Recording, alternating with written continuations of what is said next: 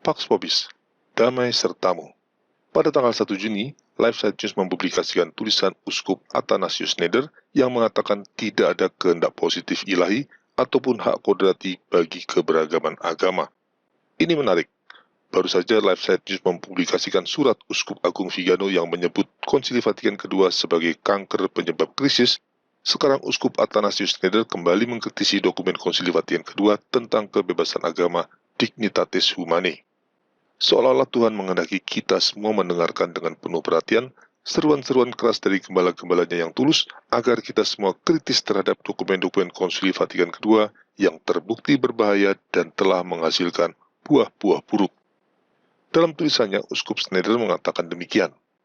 Ada cukup alasan untuk menyatakan ada hubungan sebab akibat antara deklarasi Konsili Vatikan II tentang kebebasan beragama Dignitatis Humanae dan dokumen Human Fraternity yang ditandatangani oleh Paus Fransiskus dan Sheikh Ahmad El-Tayeb di Abu Dhabi tanggal 4 Februari 2019. Dalam perjalanan pulang ke Roma dari Uni Emirat Arab, Paus Fransiskus sendiri mengatakan kepada wartawan, "Ada satu hal yang saya ingin katakan. Saya secara terbuka menegaskan kembali hal ini. Dari sudut pandang Katolik, dokumen itu tidak bergeser 1 mm pun dari Konsili Vatikan II. Bahkan dikutip beberapa kali. Dokumen itu dibuat dalam semangat Konsili Vatikan II." Dari apa yang ditulis Uskup Schneider ini, amat jelas bahwa dokumen sesat Human Fraternity memang berakar pada dokumen Konsili Vatikan II. Dapatkah buah yang buruk dihasilkan dari pohon yang baik? Tentu tidak. Dengan demikian, sudah pasti kesesatan dokumen Human Fraternity berasal dari kesesatan yang ada dalam dokumen Konsili Vatikan II Dignitatis Humanae. Mengapa dokumen Human Fraternity saya katakan sesat? Karena dalam dokumen tersebut dinyatakan bahwa keberagaman agama seperti juga keberagaman ras dan gender dikehendaki Tuhan dalam kebijaksanaannya. Dengan demikian, dokumen tersebut menganggap Tuhan sendirilah yang menghendaki adanya keberagaman agama. Jika benar demikian, apa gunanya Tuhan memberikan amanat untuk menjadikan seluruh bangsa muridnya? Tentu bertentangan. Jelas perintah Injil mengandaikan bahwa Tuhan tidak menghendaki keberagaman agama. Karena pernyataan dalam dokumen Human Fraternity bertentangan dengan pernyataan Injil, maka pernyataan dokumen tersebut saya katakan sesat. Mengenai dokumen Konsili Vatikan II Dignitatis Humanae yang menjadi dasar dari dokumen Human Fraternity, Uskup Schneider menulis demikian. Dignitatis Humanae menegaskan kembali doktrin tradisional gereja dengan menyatakan, "Kami percaya bahwa satu agama yang benar ini ada di dalam gereja Katolik dan Apostolik," dan menegaskan kembali kewajiban moral manusia dan masyarakat untuk terarah pada agama yang benar dan pada gereja Kristus yang satu. Sayangnya, hanya beberapa kalimat kemudian konsili merongrong kebenaran ini dengan mengemukakan teori yang belum pernah diajarkan oleh magisterium gereja, yaitu bahwa manusia memiliki hak yang ada dalam sifat kodratinya untuk tidak dihalangi bertindak dalam masalah-masalah keagamaan menurut hati nuraninya sendiri, baik secara pribadi maupun publik, baik sendiri ataupun bersama-sama dengan orang lain dalam batas-batas tertentu. Menurut pernyataan ini, manusia memiliki hak berdasarkan sifat kodratnya, dengan demikian itu kehendak positif dari Tuhan untuk memilih, mempraktekkan, dan menyebarkan juga secara bersama penyembahan berhala dan bahkan penyembahan setan, karena ada agama yang menyembah setan, misalnya gereja setan. Jadi inilah kekeliruan dalam dokumen Dignitatis Humanae menurut Uskup Athanasius Schneider. Dokumen tersebut menyatakan Tuhan secara positif memberikan kebebasan bagi manusia untuk memilih agama apapun sesuai keinginannya sendiri, termasuk memilih agama yang keliru dan membahayakan jiwa.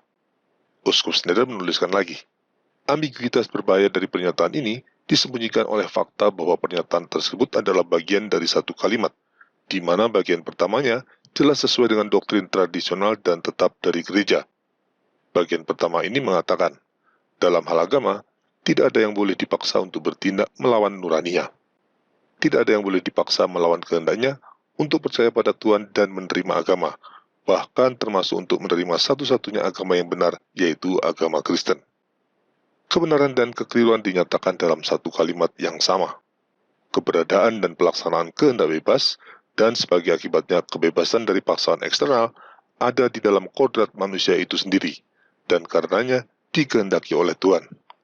kemampuan untuk memilih antara yang baik dan yang jahat, kebenaran dan kesalahan, antara satu-satunya agama yang benar dan agama-agama lain, juga ada dalam kodrat manusia. Namun, kita tidak dapat menyimpulkan dari adanya kemampuan untuk memilih antara yang baik dan yang jahat, antara kebenaran dan kesalahan, diikuti juga oleh hak kodrati untuk memilih, melaksanakan, dan menyebarkan kesalahan, yaitu agama palsu. Singkatnya, Uskup Schneider mengatakan hak kodrati manusia untuk bebas dari paksaan agama, termasuk beragama yang benar sekalipun, berasal dari Tuhan.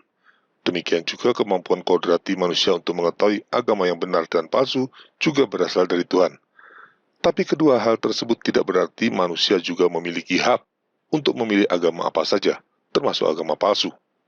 Gampangnya, kita perlu membedakan antara membiarkan dan menginginkan.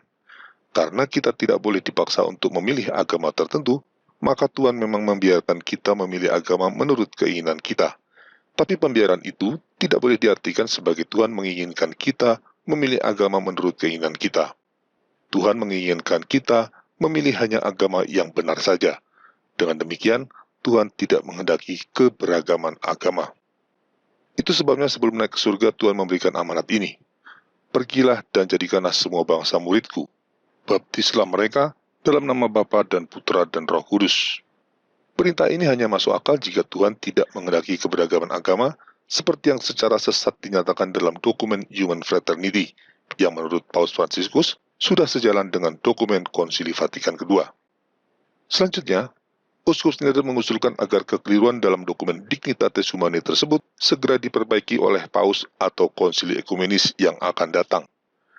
Dengan demikian, saat ini setidaknya ada 2 gembala yang sudah mengkritisi dokumen Konsili Vatikan II secara terbuka. Selain Uskup Athanasius Schneider, tentu saja Uskup Agung Carlo Maria Vigano. Bahkan Uskup Agung Vigano tidak berbicara soal koreksi lagi.